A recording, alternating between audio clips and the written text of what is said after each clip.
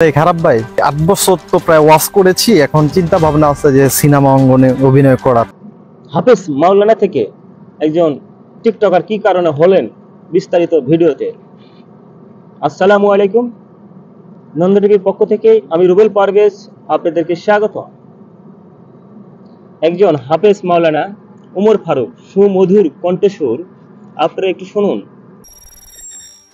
الذين هم في صلاتهم خاشعون।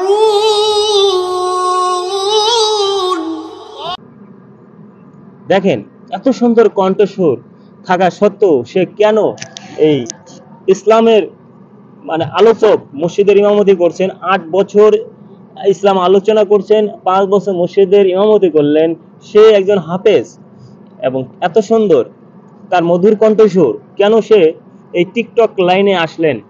হযরত মাওলানা ওমর ফারুক আজমি। খারাপ ভাই ৮ বছর তো প্রায় ওয়াচ করেছি, এখন চিন্তা ভাবনা আছে যে সিনেমা অঙ্গনে অভিনয় করার। আসলে এটা একটা ইসলামের কষ্টের এবং দুঃখের এই ইসলাম রাষ্ট্রের ইসলামিক যারা ইসলাম মুসলিম জাতি, এই মুসলিম জাতির একটা লজ্জাজনক বিষয়। কিছুদিন আগে, বছর খানিক আগে যদি ভুল না হয়ে থাকে, আপনারা জানেন একজন শিপন নামে একটা ছেলে হাফেজ, সে মাথার চুল হট করেই কালার করে টিকটকার হয়ে আসলেন। আবারও সেই ভাইরাল হওয়ার জন্য এই ওমর ফারুক মাওলানা হাফেজ মাওলানা ওমর ফারুক সুমধুর কণ্ঠস্বর আপনারা দেখলেন। আর এই ব্যক্তি, এই শিপন টিকটকারের যে শিপন, এই আজমির ভাই হাফেজ সাহেব, ইনি কিন্তু এই শিপনের পাশে যে এই ইসলামের কথাই বলছিলেন এক সময়, আমরা রীতিমতো দেখতে পাচ্ছি ভাইরাল।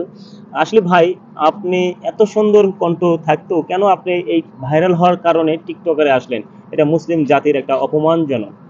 আমি চাবো বাংলাদেশ সরকার এবং মুসলিম রাষ্ট্র প্রত্যেকটি নাগরিক, প্রত্যেকটি মুসলিম ভাইদের বলবো যে এদেরকে আইনের আওতায় এনে শাস্তি দেওয়া হোক। কারণ সামান্য 2 টাকা টিকটকের কারণে এই জাতিকে ধ্বংস করে দিচ্ছেন। মুসলিম জাতিকে একটা অপমান করে, মুসলিম জাতিকে অপমান করা হচ্ছে। আসলে এই ওমর ফারুক ভাই, আপনি যে কাজটা করেছেন, এটা একটা মুসলিম জাতি, ইসলামিক রাষ্ট্র হিসাবে আমরা লজ্জিত।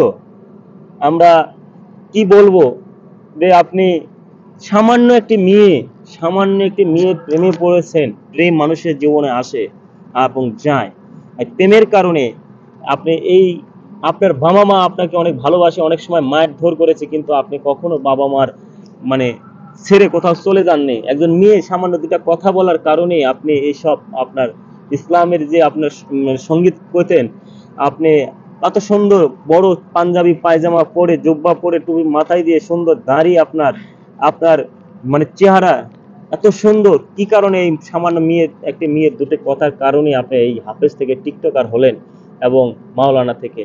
এবং আপনি আরো বলেছেন যে আমি পারলে সিনেমাও তো চলে যাবো। আসলে এটা ভাই, আপনি এখনো ভুল পথে পা দিচ্ছেন।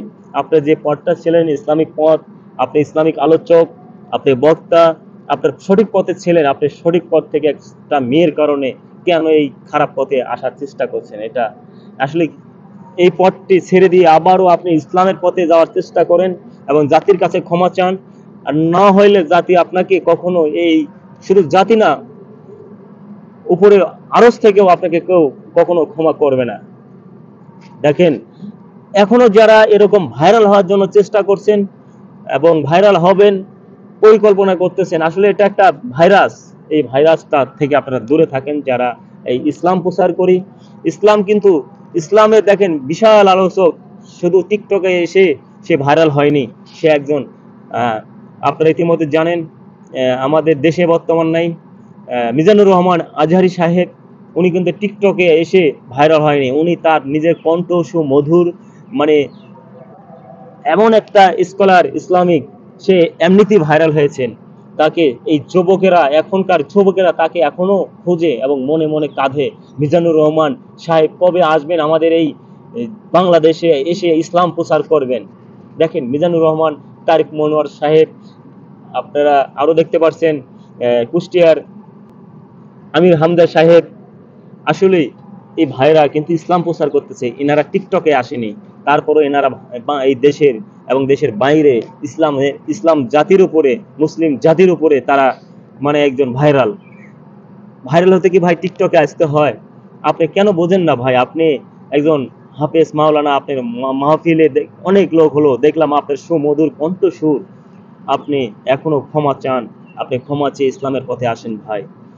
আর আমি বিশেষ করে বলতে যাব আরো যারা ভাইরা আছেন, আসলে ভাই ইসলাম আমরা যদিও কম জানি ইসলামের সম্পর্কে, কিন্তু আমরা সবসময় একজন আলেম, মাওলানা, হাফেজ তাদেরকে অন্তরের স্থল থেকে তাদেরকে আমরা সম্মান করি, কারণ আমরা ইসলাম জানি না, তারা প্রচুর তাদের জ্ঞান, তাদের কাছে থেকে আমরা শেখার চেষ্টা করি, তাদেরকে সম্মান দেওয়ার চেষ্টা করি। এটাই হলে আমরা ইসলাম যদিও কম জানি, কিন্তু তারপরে ইসলামের প্রতি আমাদের ভালোবাসা মানে গভীর গভীর গভীর, এটা বলার বাইরে। আমি বলবো একজন হাফেজ পরিবারের, যে একটা হাফেজ পরিবার আছে, সেই পরিবারটা জানেন আপনি, আমি জানি আমার পরিবারে হাফেজ আছেন, আমার ছোট ভাই, তারপরে বলবো আমার এই পরিবার থেকে, আমার মানে হাফেজ হওয়ার পর থেকে আমাদের পরিবারটা পাল্টে গেছে। কেননা জানেন, আমাদের পরিবারের সকলে এখন নামাজ রোজা সবকিছু করার চেষ্টা করে, কারণ আমরা ইসলাম এর পথে, ইসলামকে ভালোবাসি এরকম।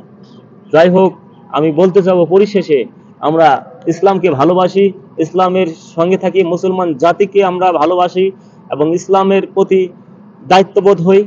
ইসলাম নিয়ে এরকম ছেলেখেলা না করে, টিকটকার না হয়ে ইসলামকে আরো এগিয়ে তুলি বিশ্বের দরবারে। প্রিয় দর্শক, ভালো থাকবেন, সুস্থ থাকবেন এবং নন্দ টিভি ফেসবুক পেজ এবং ইউটিউব চ্যানেলের সঙ্গে থাকবেন এবং সুন্দর সুন্দর ভিডিও পাবেন সবার আগে। আল্লাহ হাফেজ।